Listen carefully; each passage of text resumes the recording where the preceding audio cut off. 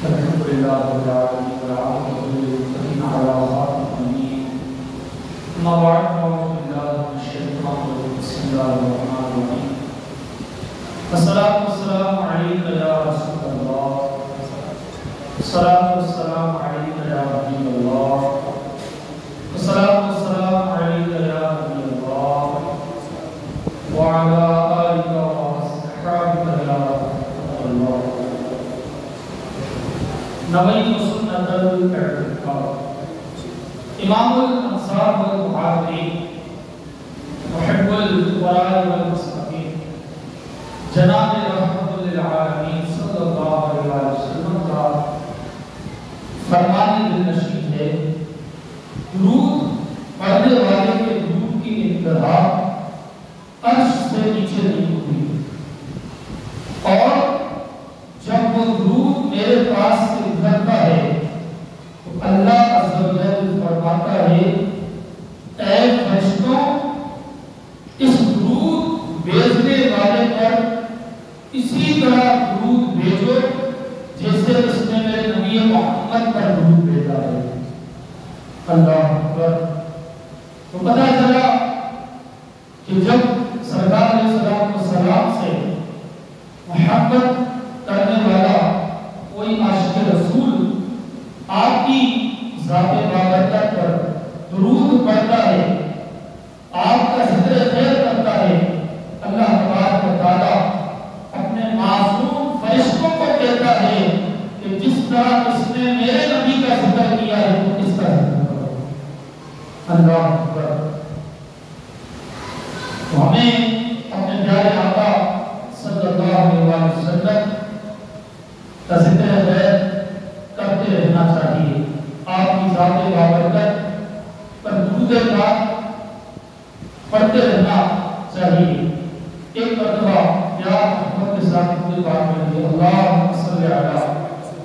سیدنا و مولانا محمد الفاضل الجود والکرم وآلہ واصحابہ وبارک وسلم صلاۃ و سلام علیک یا سیدی یا رسول اللہ صلی اللہ علیہ وسلم۔ پچھلے 3 جمعوں سے ہم ازواجی زندگی گزارنے کے بہترین اصول سماعت فرما رہے ہیں اور بیوی کے حقوق کے متعلق ہم سماعت کر رہے تھے۔ تقریباً 3 حق ہم نے سن لیے، جس میں پہلا حق تھا بیوی کو حق مہر دینا، دوسرا تھا بیوی کی ناک رکھنے کی ذمہ داری اٹھانا، تیسرا حق تھا اپنے اہل و عیال کی بیوی کو حرام مال سے بچانا، یعنی حرام کما کر اپنے اہل و عیال کو نہ کھلانا۔ آج ہم بیوی کے حقوق کے متعلق تیسرا حق سنیں گے کہ ہمارے پیارے آقا صلی اللہ علیہ وآلہ وسلم نے ایک مرد کو اپنی بیوی کے حقوق کے حوالے سے کیا رہنمائی فرمائی ہے۔ اور یہ یاد رکھیں کہ زندگی خوشگوار ایک ہی صورت میں ہو سکتی ہے کہ جب ہم اپنی زندگی میں ہر کام سنت مصطفیٰ کے مطابق کریں۔ اگر اس سے ہٹ کر ہم نے اپنی زندگی کو گزارنا چاہا یا گزارنے کی کوشش کی تو پھر یہی ہوگا کہ ہماری زندگی جو ہے یہ پریشانیوں میں گر جائے گی، بے چینی پیدا ہو جائے گی۔ تو ہمیں اگر کسی کے حقوق ادا کرنے بھی ہیں تو صرف پیارے آقا علیہ السلام نے جو طریقے بتائے جو آپ کے فرامین ہیں اس پر اگر عمل کریں گے تو پھر یہ ہوگا کہ کہ ہر مسلمان اپنے اپنے حقوق ادا کرے گا اور اس کی زندگی خوشگوار یہ ہونا شروع ہو جائے گی۔ تو نبی کریم علیہ السلام نے ارشاد فرمایا ہے کہ تم اپنی بیویوں کے ساتھ حسن سلوک سے پیش آؤ، اور تم میں سے بہترین مرد وہ ہے کہ جو اپنے گھر والوں کے ساتھ اچھا ہو۔ اور پھر آقا نے فرمایا کہ تم میں سے سب سے بہتر میں ہوں کہ میں اپنے گھر والوں میں سب سے زیادہ اچھا ہوں۔ اللہ اکبر۔ تو مطلب کیا کہ اچھا ہونے سے کیا مراد ہے کہ ہر ایک کے حقوق کا خیال رکھنا، ہر ایک کے حقوق ادا کرنا۔ شریعت مصطفیٰ صلی اللہ علیہ وآلہ وسلم نے بیوی کے حقوق کے حوالے سے ایک اور حق بیان کیا جاتا ہے، جو ہے بیوی کے لیے علیحدہ رہائش کا اہتمام کرنا۔ یہ علیحدہ رہائش کس طرح کی ہو، کیسی ہو؟ کوئی یہ نہ سمجھے کہ علیحدہ رہائش سے مطلب ماں باپ سے تعلقات ختم، علیحدہ رہائش سے مطلب بھائی بہنوں سے تعلقات ختم،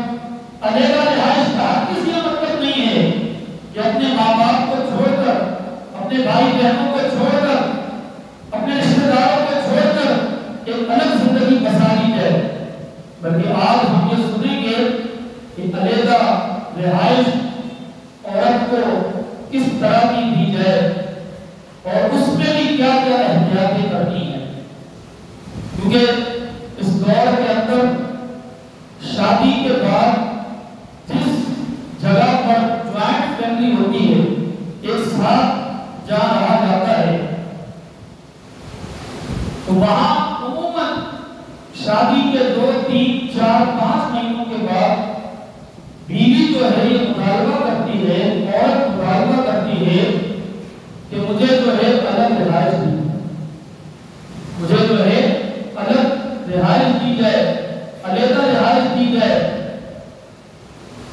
اور بیوی اس کا تقاضا کرتی ہے۔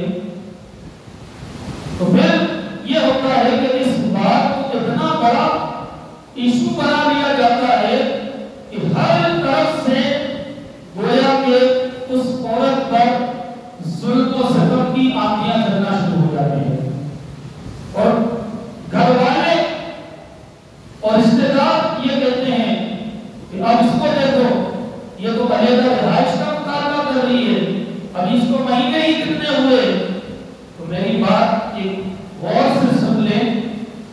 کہ بیوی کا ایک حق یہ بھی ہے کہ اس کو علیحدہ رہائش دینا۔ اچھا، یہ کام کس کے ذمہ ہے؟ یہ کام شوہر کے ماں باپ کے ذمہ نہیں ہے، یہ کام شوہر کے ذمہ ہے۔ یہ بات ہوگا یہ بھی شوہر کہتے ہیں کہ بھئی ہمارے ماں باپ کے پاس تو گھر ہی نہیں ہے، تو ہم کیا کریں گے، ہم کیسے علیحدہ رہائش کر کے دے سکتے ہیں۔ بہرحال المختصر یہ کہ جب دین کا علم نہیں ہوگا،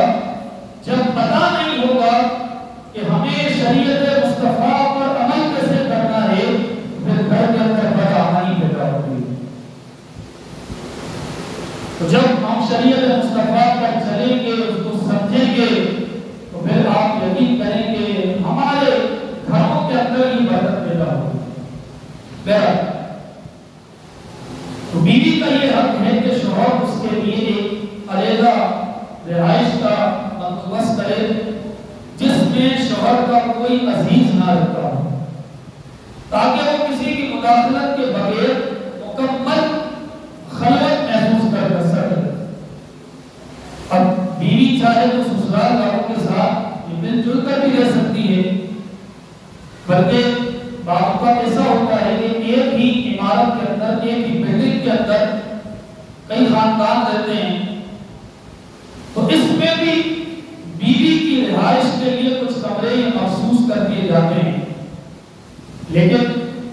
ہماری شریعت یہ کہتی ہے کہ یہ ضروری ہے اس کے لیے کہ جو کمرہ اس کو دیا جائے پھر مکمل طور پر اس کے اختیار سے اسی کے پاس، اس کے علاوہ کوئی اور اس کے اندر مداخلت یہ نہ کرے، اور جو ہے اس کے خاندان والوں کو بھی مداخلت کرنے کی اجازت یہ نہیں دی جائے گی، بلکہ یہاں تک علماء کہتے ہیں، یہاں تک ہماری شریعت کہتی ہے کہ بغیر اس کی اجازت کے اس کے کمرے میں بھی داخل ہم نہیں ہو سکتے، یہ ہماری شریعت کہتی ہے۔ اور میں دوبارہ کہہ رہا ہوں کہ ہر وہ کام کہ جو شریعت کے مطابق ہو اس کو بیان کر دینا چاہیے، اور وہ ہمیں پتہ ہونا چاہیے، صرف یہ نہیں کہ اگر ہمارے ساتھ کوئی غلط کر رہا ہے تو ہم 10 بندوں کو بتاتے پھریں کہ دیکھو یہ تو میری بات نہیں مان رہی، یہ تو میرا بیٹا میری بات نہیں مان رہا، تو یہ تو اپنی جگہ، لیکن یہ بھی دیکھا جائے کہ ہم کسی کے ساتھ تو غلط نہیں کر رہے، اس چیز کو بھی یہ دیکھا ہے۔ تو میرا ایسا دیکھا گیا ہے کہ عموماً شوہر جو ہے اپنا یہ فریضہ مکمل طور پر ادا یہ نہیں کر پا رہا ہوتا ہے۔ ہاں اگر الگ بالکل الگ رہائش ہوتی ہے تو پھر تو کوئی مسئلہ ہی نہیں ہوتا، یعنی اس میں صرف ایسی جگہ رہائش ہے کہ جب میاں بیوی بچے، اس کے علاوہ کوئی نہیں، تو وہاں تو مسئلہ نہیں ہوتا، لیکن ایک ہی عمارت کے اندر اگر بیٹے کا گھر نیچے، اس کے ماں باپ کا اوپر، پھر اس کے بھائی بہنوں کا اوپر، تو پھر وہاں پر اس طرح کے یہ مسئلے پیدا ہو جاتے ہیں، اور پھر لڑائی جھگڑے، پھر بات یہاں تک آتی ہے کہ بھئی اب حصہ کرو، سب کو الگ الگ کرو، پھر بات یہاں تک آتی ہے۔ جب لڑائی جھگڑے بڑھتے ہیں تو پھر آپس میں یہ طے ہوتا ہے کہ بھئی اب جو ہے حصہ کر دینا چاہیے، اچھا حصہ کر دینا چاہیے، سب چیزوں کا حصہ ہوتا ہے، آخری میں بات آتی ہے ماں باپ کی۔ اب یہی بھائی، یہی بیٹے کے جن کو ماں باپ نے بچپن سے شفقت کے ساتھ پالا ہوتا ہے، اب یہ سوچتے ہیں کہ یہ کس کے حصے میں ہے، ان کا خرچہ کون اٹھائے گا، پھر یہ چیزیں شروع ہو جاتی ہے۔ تو میرا جب ہم شریعت پر مکمل طور پر چلنے کی کوشش کریں گے نا شروع سے ہی، جس کے جو حقوق ہیں اس کو ہم ادا کریں، تو پھر آپ دیکھیں کہ پھر ہمیں بعد میں آنے والی آزمائشوں کا سامنا یہ نہیں کرنا پڑے گا۔ میرا تو کہا کہ شوہر جو ہے اس حوالے سے اپنا فریضہ یہ ادا یہ نہیں کر پاتے، اور بعض اوقات بامر مجبوری کے ایک ہی عمارت میں رہنا پڑتا ہے، اور بعض اوقات یہ بھی وجہ ہوتی ہے کہ بھئی چونکہ والدین جو ہیں ایک بیٹا ہوتا ہے، اور اگر وہ بھی الگ ہو جائے گا تو پھر والدین کا خیال کون رکھے گا، تو پھر جو شوہر ہوتا ہے وہ اس بات کے بھی گویا کہ مجبور ہوتا ہے کہ اگر میں چلا جاؤں گا میرے ماں باپ کا خیال یہ کون رکھے گا۔ تو اس معاملے میں بھی ایک مرد کو پتا ہونا چاہیے کہ اگر میں بیٹا ہوں تو مجھے کیا کام کرنے ہیں، اور میں اگر شوہر ہوں تو مجھے کیا کام کرنے ہیں۔ دین اتنا پاکیزہ ہے اور دین اتنا کلیئر ہے کہ دین ہمیں ہر طرح کی صحیح رہنمائی عطا فرماتا ہے۔ آپ پوچھیں تو صحیح، آپ کر اپنے مسئلے جو ہیں ایسوں کے پاس حل کروائیں گے کہ جن کا اپنا مسئلہ کبھی حل نہیں ہوا، جو اپنا مسئلہ حل نہیں کر سکتے، تو پھر آپ مجھے بتائیں کہ آپ کے مسئلے کو کیسے حل کریں گے۔ تو جب بھی اس طرح کے خاندانی معاملات ہو جائیں، لڑائی جھگڑوں کا نوبت پہنچ جائے، یا کبھی کوئی ایسا معاملہ ہو جائے، تو سب سے پہلے علماء کرام مفتیان کرام سے رابطہ کیا جائے، سب سے پہلے ان کے دروازے پر آیا جائے، اور یہ قرآن کا حکم ہے۔ اللہ فرماتا ہے کہ تم اہل علم حضرات سے پوچھو، جو جاننے والے ہیں ان سے پوچھو۔ تو میرا چاہے شوہر ہو، چاہے بیوی ہو، چاہے ساس ہو، چاہے سسر ہو، چاہے ماں ہو، چاہے باپ ہو، چاہے دیور ہو، چاہے دیوانی ہو، چاہے جیٹ ہو، چاہے جیٹھانی ہو، کوئی بھی ہو، ہر ایک کو ایک دوسرے کے حقوق یہ ادا یہ کرنے پڑیں گے۔ اگر ادا نہیں کریں گے تو پھر بدعمانی یہ پیدا ہوگی۔ اچھا، علماء فرماتے ہیں کہ بعض اوقات اکٹھا رہنے کے نقصانات بھی ہوتے ہیں، نقصانات بھی ہوتے ہیں اور فائدے بھی ہوتے ہیں۔ فائدے کیسے ہوں گے کہ جب دین مصطفیٰ پر عمل کرتے ہوئے ہم اپنی زندگی گزاریں گے، اور نقصان کب ہوں گے کہ جب ہم سنت مصطفیٰ کو چھوڑ کر اس کو ہم گزاریں گے۔ تو میرا سب سے پہلے کہتے ہیں کہ جب اکٹھی رہائش ہوتی ہے کہ جہاں پر ایک ہی عمارت کے اندر بہت سارے خاندان، یعنی چاچا بھی وہیں پر ہی ہے، ماموں بھی وہیں پر ہی ہے، اور ماموں کے بچے، چاچا کے بچے، تایا کے بچے سب وہیں پر ہی ہے، تو پھر سب سے پہلے وہاں پر بد اعتمادی پیدا ہوتی ہے، بد اعتمادی پیدا ہوتی ہے۔ اور عموماً آج کل یہ بھی دیکھا گیا ہے، کیونکہ اب موضوع یہ ہے کہ بیوی کے متعلق شوہر حق ادا کرے گا بیوی کا اس کے متعلق۔ آج کل دیکھا گیا ہے کہ اکٹھی جہاں پر رہائش ہوتی ہے تو وہاں پر عموماً جو بہو ہوتی ہے وہ اپنی ساس کو ماں نہیں سمجھتی، وہ یہی سمجھتی ہے کہ یہ میری ساس ہے، یہ تو میری ساس ہے، تو پھر وہ رابطہ قائم نہیں کر پاتی۔ ہاں کئی ایسی بھی ہوتی ہے خواتین کہ جو علم دین حاصل انہوں نے کیا ہوا ہوتا ہے اور ان کا تعلق ایک اچھے گھرانے سے ہوتا ہے، ان کے باپ نے ان کی ایک اچھی تربیت کی ہوتی ہے، جس کی وجہ سے وہ اپنے جب گھر پہ جاتی ہے تو گھر اگر کھنڈر بھی ہوگا تو یہ تربیت یافتہ خاتون، یہ تربیت یافتہ بیوی جو ہے اپنے اس گھر کو، حقیقی گھر کو یہ گلے گلزار بنا دیتی ہے، گلے گلزار بنا دیتی ہے۔ تو یہ تربیت نہ ہونے کی وجہ سے پھر یہ معاملات پیدا ہوتے ہیں۔ وہ کہا کہ آج کل عموماً جو بہو ہوتی ہے وہ اپنی ساس کو ماں نہیں سمجھتی، اسی طرح ساس بھی پھر کم نہیں ہوتی، وہ بھی آنے والی کو یہ سمجھتی ہے تو میری بہو ہے، یہ تو میری بیٹی نہیں ہے۔ تو ہمارا دین کہتا ہے کہ اگر جو ہمارے گھر پر آ رہی ہے اگر ہم ان کو اپنی بیٹی جیسا سمجھ لیں مسئلہ ہی حل ہو جائے گا۔ اسی طرح جو ہمارے گھر آ رہی ہے اگر وہ اپنی ساس کو ماں کا درجہ دے دے، ماں سے بڑھ کر درجہ دے دے، کبھی لڑائی جھگڑا نہیں ہوگا، کبھی لڑائی جھگڑا ہوگا ہی نہیں۔ تو فرمایا کہ جب اس چیز کی کمی ہوتی ہے تو پھر لڑائی جھگڑے یہ عروج پر آتے ہیں، پھر بیچارہ شوہر بیچ میں پھنس جاتا ہے، اس کو ماں کی بھی بات سننی ہے، اس کو بیوی کی بھی بات سننی ہے۔ اگر وہ ماں کی طرف توجہ کرے گا تو بیوی کہے گی کہ ہاں دیکھو یہ تو مطلب ماں کی بات سنتا ہے، میری بات نہیں سنتا۔ اگر بیچارہ یہی شوہر بیوی کی طرف دیکھے گا تو پھر یہ بیوی ماں کہے گی کہ یہ تو بیوی کا غلام ہو گیا ہے، یہ ہو گیا، یہ وہ ہو گیا ہے۔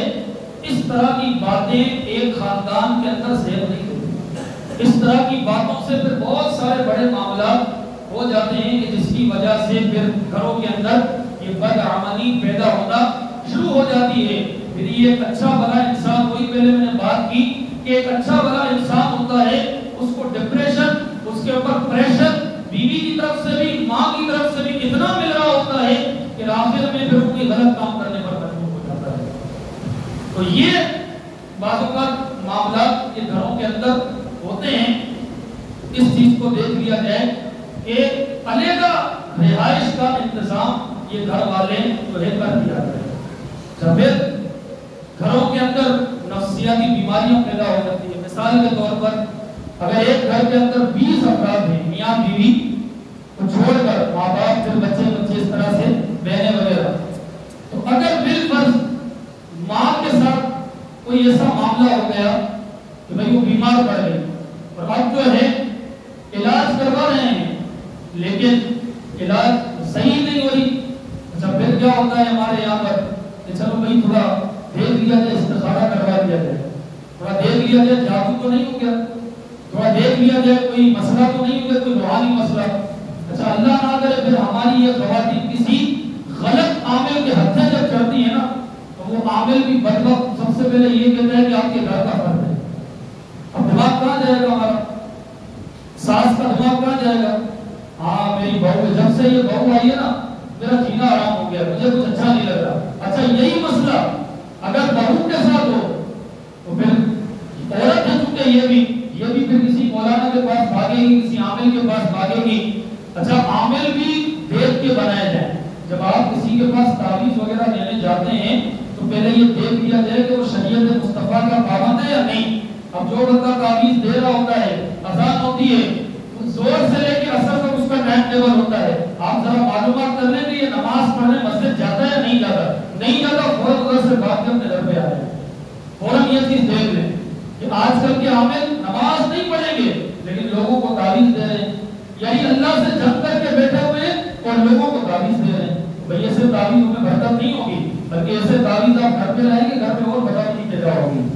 تو بہرحال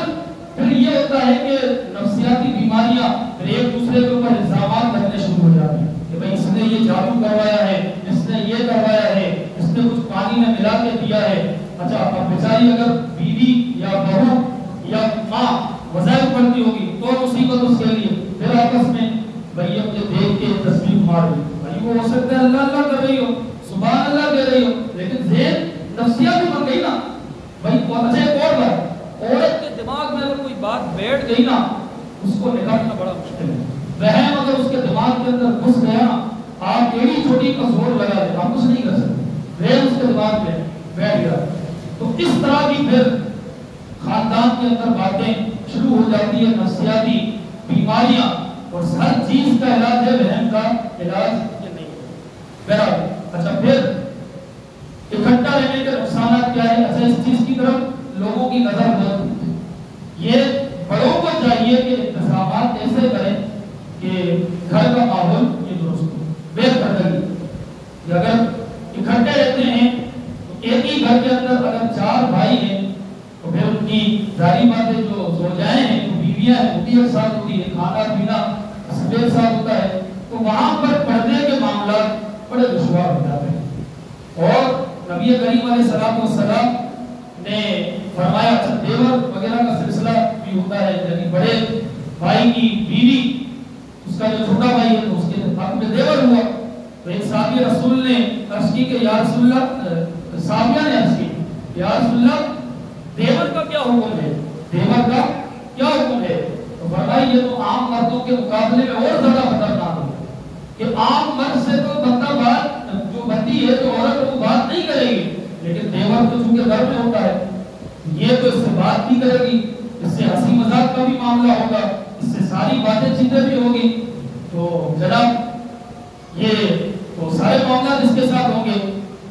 تو حضور علیہ السلام نے فرمایا کہ دیور تو یہ اس عورت کے حق میں یہ موت ہے, موت. جس طرح موت کس طرح خطرناک ہوتی ہے اسی طرح دیور بھی خطرناک ہے. اچھا کوئی اس بات کو سن کر یہ سمجھے کہ نہیں میری نیت تو صحیح ہے. بھئی آپ کی نیت صحیح ہوگی لیکن حضور کا فرمان سے زیادہ تو آپ کی نیت صحیح نہیں ہوگی. میں نے پہلے ہی کہا کہ شریعت مصطفیٰ پر عمل کریں گے تو ہماری زندگی گزرے گی اچھی. اگر اس سے ہٹیں گے باتیں کریں گے کہ نہیں ہماری نیت تو صحیح ہے, ہم تو اپنی بھابھی کو ماں سمان سمجھتے ہیں, ہم یہ سمجھتے ہیں, یہ ساری باتیں اپنی جگہ, لیکن آپ حضور کے فرمان کی بھی تو نظر رکھیں. تو یہ سارے معاملات کب پیدا ہوتے ہیں جب اس گھر کے اندر بے پردگی کا اور اکٹھے رہنے کا کے بعد یہ عام ہوتا ہے. تو عموماً یہ معاملات یہ ہوتے ہیں. اب اس کے بعد اس کے اوپر ایک واقعہ بھی ہے لیکن وہ واقعہ میں سمجھتا ہوں سنانے جیسا یہ نہیں ہے, پھر بندہ کسی اور ذہن کی طرف نکل جائے گا. تو المختصر یہ کہ کوشش کریں کہ اگر شادی وغیرہ ہوتی ہے میاں بیوی کو یہ علیحدہ رہائش کا انتظام دے دیا جائے. اچھا علیحدہ رہائش سے کیا مطلب, ضروری نہیں ہے کہ بالکل وہ دنیا کے کونے میں بھئی ہم یہاں رہ رہے ہیں چاندی والا میں اور اس کو مشرف باقی میں گھر لے کر دے دیا, یا وہ بھئی اورنگی ٹاؤن میں گھر لے. اس کا مطلب یہ نہیں ہے. اگر ایک عمارت کے اندر بھی رہ رہے ہیں تو کم از کم عورت کو اتنے اختیارات دے دیے جائیں, پہلے ہی اس کو سمجھا دیا جائے کہ بھئی تمہیں اکٹھا رہنا ہے یا الگ رہنا ہے. اگر ماں باپ جو ہیں ساس سسر پہلے یہ سارے معاملات ڈسکس کر لیں گے, آپ یقین کریں اس عورت کے دل میں اس ساس سسر کا مقام ہی بڑھ جائے, پھر یہ معاملات ہی پیدا نہیں ہوں گے. تو اس طرح کے بھی معاملات یہ ایک شوہر کے ذمے یہ ضروری ہوتے ہیں. بہت ساری باتیں ہیں. بہرحال یہ تھا ایک علیحدہ رہائش کا معاملہ. اگر پاسبل ہو تو بندہ یہ کام کر لے, ورنہ یہی سمجھا بجھا کر جو شریعت نے حکم جو شریعت نے احتیاطیں رکھی ہیں وہ پھر بیان کریں. دیکھیں اس طرح کے موضوعات حکومت بہت کم یعنی بیانات میں ہم سنتے ہیں نا. یہ موضوعات لانے کا مقصد ہی یہ ہے کہ سب سے پہلے ہم اپنی گھریلو زندگی کو تو درست کریں. گھر کی زندگی درست ہوگی تو بندہ پھر جو ہے وہ آگے کی زندگی میں یعنی باہر کی زندگی یہ خوشگوار گزارے گا۔ اچھا ایک آخری واقعہ میں عرض کرتا ہوں کہ جب بندہ گھر میں سکون میں ہوگا نا وہ سارے باہر کے کام صحیح کرے گا۔ ایک بادشاہ کے دور میں ایک شخص تھا، اس کا کام کیا تھا کہ اینٹ ہوتی تھی نا، اینٹ، اس کا فن اتنا، وہ اپنے فن میں اتنا ماہر تھا کہ وہ اینٹ کو ایک ہاتھ سے اٹھاتا تھا وہ تیسرے مالے تک پہنچ جاتا اور جس جگہ کا وہ نشانہ کرتا تھا وہ اس جگہ پر پہنچ جاتا۔ ایک دن بادشاہ نے دیکھا تو کہا کہ یار یہ تو بڑا اپنے فن میں ماہر ہے۔ اس کا جو وزیر تھا وہ سمجھدار تھا، کہا بادشاہ یہ فن میں ماہر تو ہے لیکن بات یہ ہے کہ اس کی بیوی بڑی نیک ہے، اس کی بیوی نیک ہے اور اس کی یہ اپنے گھر پہ بڑا پرسکون ہے۔ بادشاہ نے کہا یار مجھے یقین نہیں آ رہا، بات پھیل دے۔ اچھا ایک مہینے کے بعد یہی بندہ جو ایک تیسرے مالے تک وہ اینٹ پھینک دیتا تھا اب وہ پہلے مالے تک بھی اینٹ نہیں پھینک پا رہا۔ بادشاہ نے جب دیکھا کہ یہ کیا معاملہ، وزیر نے کہا کہ اب یہ بے سکون ہے گھر میں، اور بے سکونوں کی وجہ یہ تھی کہ وزیر نے اس بندے کو بلا کر یہ کہا کہ بھئی تمہاری بیوی کو یہ کام کرتی ہے، غلط غلط مشورے دیے۔ اسی طرح بیوی کو بلوا کر یہ کہا نا اتفاقی پیدا کی کہ تمہاری بیوی کا چکر تو دوسرے کے ساتھ ہے۔ اب یہ معاملات بڑھتے بڑھتے اتنے بڑے کہ پہلے جو بندہ گھر پہ جاتا تھا اس کے لیے پانی گرم، کھانا گرم، سب کچھ ہوتا تھا۔ اب کیا ہوا کہ سب بند، اب نہ نیند ہے اس کو، نہ جب نیند نہیں آئے گی سکون نہیں آئے گا۔ اب یہی بندہ جب کام پہ آتا اس کو کچھ سمجھ میں نہیں آتا تو اس کا آہستہ آہستہ فن یہ ختم ہوتا گیا۔ تو پتہ چلا کہ جب بندہ گھر میں سکون سے ہوتا ہے تو پھر باہر کے سارے کام وہ صحیح کر سکتا ہے، اور اگر بندہ گھر پہ ہی سکون میں نہ ہو تو پھر کیا ہوگا، باہر کے کام بھی وہ صحیح طریقے سے انجام نہیں دے پائے گا۔ تو گھر کے اندر سکون کس طرح ہوگا، جب ہم شریعت پر عمل کریں گے۔ یہاں پر دیکھیں کسی کی دل آزاری کی بات نہیں ہے، کوئی آ کر یہ کہے کہ آپ تو بھائی بیوی کے ہی فضائل بیان کر رہے ہیں، بھائی وقت آئے گا تو میں ماں باپ کے فضائل بھی بیان کروں، بلکہ میں جب یہاں پر آیا تو تقریباً 3 سے 4 جمعے مختلف جمعوں میں نے ماں باپ کے فضائل بیان کیے، ماں کے باپ کے، بھائی یہ بھی تو معاشرے کا حصہ ہے نا، اس کو بھی تو ہمیں بیان کرنا ہے نا۔ اللہ تعالیٰ سے دعا کرتے ہیں جو کہ سنا سیاد اپنے اس پر عمل کرنے کی توفیق